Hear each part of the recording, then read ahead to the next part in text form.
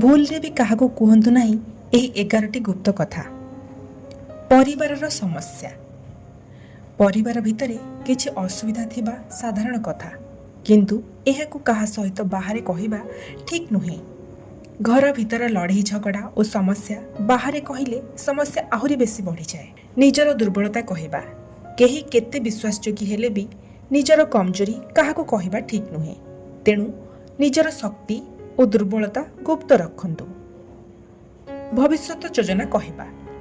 ଆପଣ ଯାହା ପ୍ଲାନ୍ କରୁଛନ୍ତି ସେଥିରେ କେହି ଅନ୍ୟମାନେ ବାଧା ଦେଇପାରନ୍ତି। ସମ୍ପର୍କ କେବେ ବି ବଦଳି ଯାଇପାରେ, ଏହା କହିହେବ ନାହିଁ।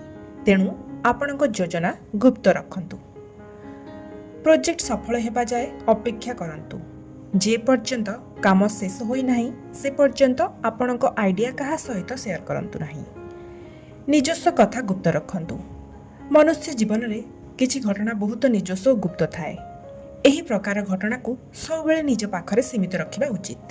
ନିଦ୍ରା, ଖାଦ୍ୟ ଓ ଯୌନଜନିତ ବିଷୟଗୁଡ଼ିକ ଲୋକଙ୍କୁ କହିବା ଉଚିତ ନୁହେଁ।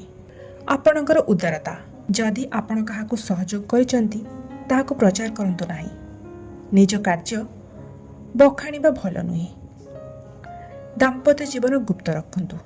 ଜୀବନରେ ଛୋଟ ଛୋଟ ଅସୁବିଧା ଆସିଥାଏ।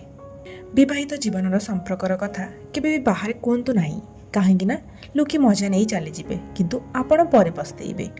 ଘରର ରହସ୍ୟ ଗୁପ୍ତ ରଖନ୍ତୁ। ଲୋକ ଅନ୍ୟମାନଙ୍କ ଘରକୁ ନେଇ ଜାଣିବାକୁ ଚାହାନ୍ତି।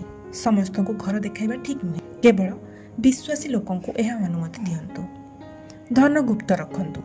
ଲୋକେ ଜାଣିବାକୁ ଚାହାନ୍ତି ଆପଣ କେତେ ଟଙ୍କା ରୋଜଗାର କରୁଛନ୍ତି।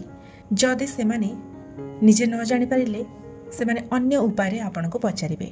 ତେଣୁ ଧନ ଗୁପ୍ତ ରଖିବା ଉଚିତ, କିନ୍ତୁ ନିଜ ସ୍ତ୍ରୀ ସହିତ ଗୁପ୍ତ ରଖିଲେ ତାହା ଦୁଃଖ ଦେଇପାରେ। ଦାନ ପୁଣ୍ୟ ଗୁପ୍ତ ରଖନ୍ତୁ।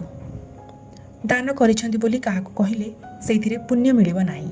ଗୁପ୍ତ ଦାନ ଦେବା ଦେବତାଙ୍କୁ ଭଲ ଲାଗେ। ଗୁରୁ ମନ୍ତ୍ର, ସାଧନା ଓ ତପସ୍ୟା ଗୁପ୍ତ ରଖନ୍ତୁ।